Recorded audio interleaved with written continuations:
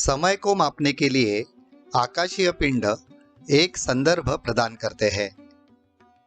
ऋतुओं, महीनों और वर्षों को निर्धारित करने के लिए इन पिंडों की गति का उपयोग होता है।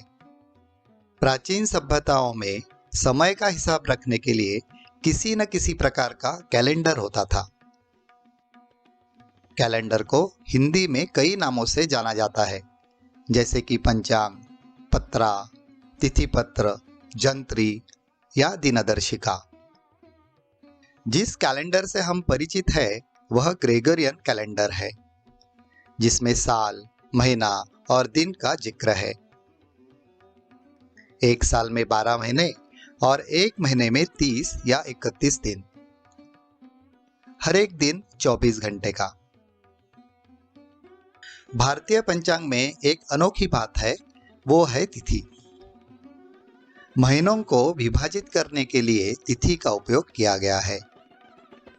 अमावस्या, पूर्णिमा, तिथि, कृष्ण पक्ष और शुक्ल पक्ष के बारे में समझने की कोशिश करेंगे ये दो अलग अलग मॉडल की मदद से।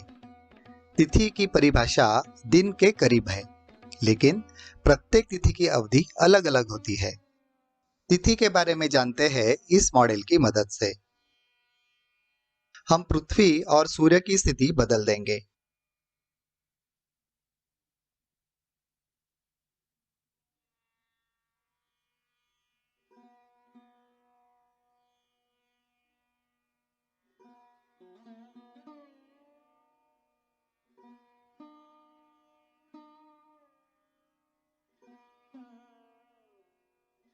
हालांकि सूर्य पृथ्वी के चारों ओर घूमता हुआ प्रतीत होता है, लेकिन वास्तविक दुनिया में ऐसा नहीं है।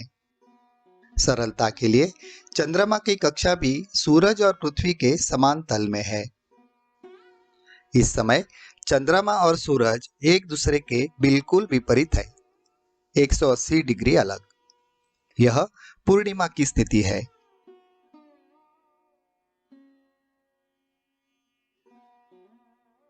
अभी चंद्रमा पृथ्वी और सूरज के बीच में है। यह अमावस्या की स्थिति है। अमावस्या के दिन सूरज और चंद्रमा का भोगांश यानी इक्लिप्टिक लॉन्जिट्यूड बराबर होता है। इन दोनों ग्रहों के भोगांश में अंतर का बढ़ना ही तिथि को जन्म देता है। हिंदू कैलेंडर यानी पंचांग के अनुसार हर माह में 30 दिन होते हैं।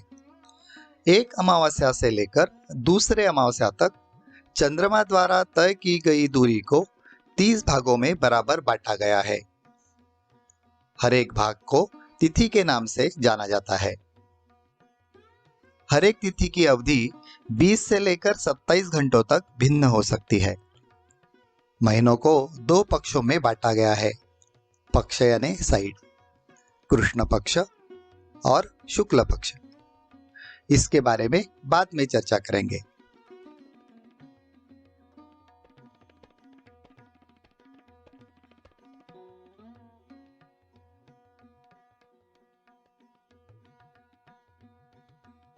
कक्षा में सूरज और चंद्रमा की गति को मापने के लिए इस डायल को हम लगाएंगे। इस डायल पर डिग्रियां अंकित है, 0 से 360 डिग्री।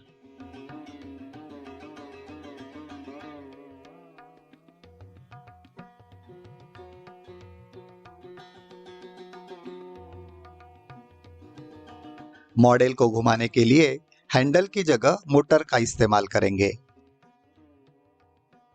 मोटर की गति तो समान है, लेकिन वास्तविक जीवन में पृथ्वी और चंद्रमा की गति बदलती रहती है। अभी अमावस्या की स्थिति है। शून्य चिन्ह को अमावस्या स्थिति के पास लाने के लिए डायल को थोड़ा घुमाते हैं।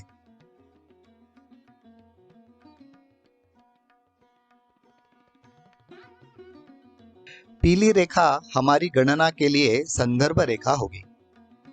अभी चंद्रमा पृथ्वी और सूरज के बीच में है। यह अमावस्या की स्थिति है। अमावस्या तिथि यहाँ समाप्त होती है और माह की पहली तिथि प्रतिपदा की शुरुआत। मोटर को चालू करते हैं।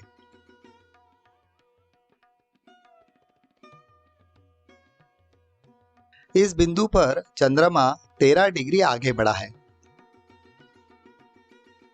जबकि सूरज अपनी प्रारंभिक संदर्भ रेखा से 1 डिग्री आगे बढ़ा है।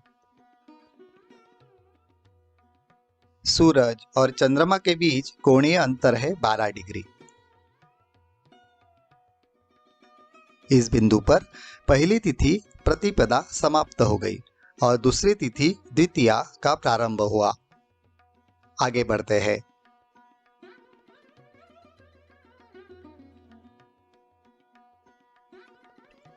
यहाँ चंद्रमा 26 डिग्री और सूरज अपनी शुरुआती संदर्भ रेखा से 2 डिग्री आगे बढ़ गया है।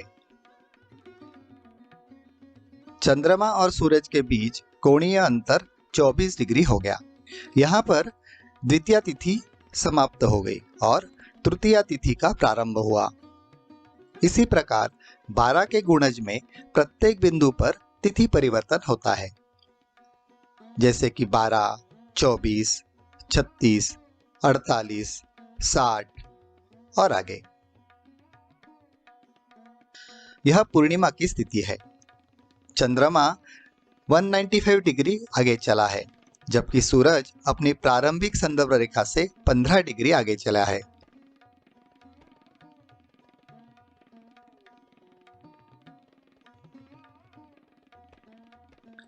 सूरज और चंद्रमा में कोणीय अंतर 180 डिग्री है और दोनों पृथ्वी के संबंध में बिल्कुल विपरीत है।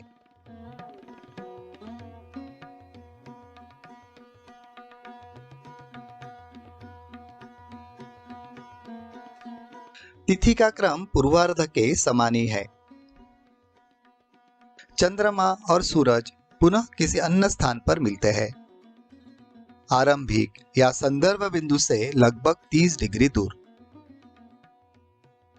एक परिक्रमा पूरी करने के बाद पुनः अमावस्या की स्थिति होती है और ये चक्र सदैव चलता रहता है।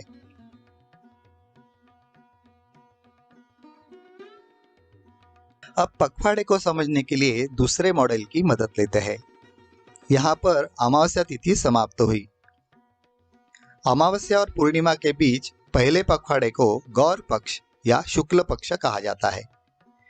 तिथि के नाम के पहले शुक्ल शब्द लगता है, जैसे कि शुक्ल प्रतिपदा, शुक्ल द्वितीया, शुक्ल तृतीया, शुक्ल चतुर्थी, ऐसे लेकर पूर्णिमा तक।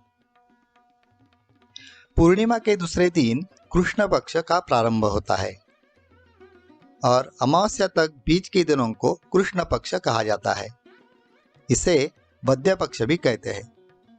तिथि के नाम के पहले कृष्ण शब्द लगता है, जैसे कृष्ण प्रतिपदा, कृष्ण द्वितीया, कृष्ण तृतीया।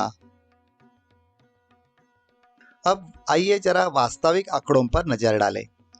वर्ष 2023 के लिए स्टेलारियम में मैंने एक स्क्रिप्ट लिखी। मार्च महीने के लिए क्रांति वृत्त के साथ सूरज और चंद्रमा की स्थिति यहाँ दी गई है।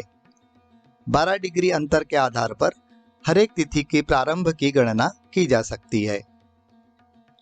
जैसा कि आप देख सकते हैं, तिथि की अवधि अलग अलग है। अधिकतम अवधि 1610 मिनट, जबकि न्यूनतम अवधि 1220 मिनट है। यह निश्चित 24 घंटे वाली दिन की हमारी धारणा के विपरीत है।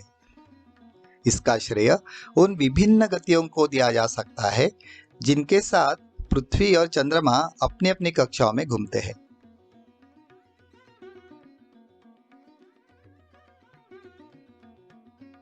इस ग्राफ से पता चलता है कि पृथ्वी की गति हर एक दिन भिन्न है।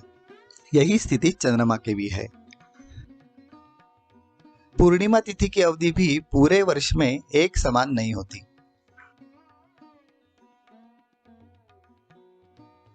अगले वीडियो में खगोल विज्ञान से संबंधित संकल्पनाओं पर चर्चा करेंगे। धन्यवाद।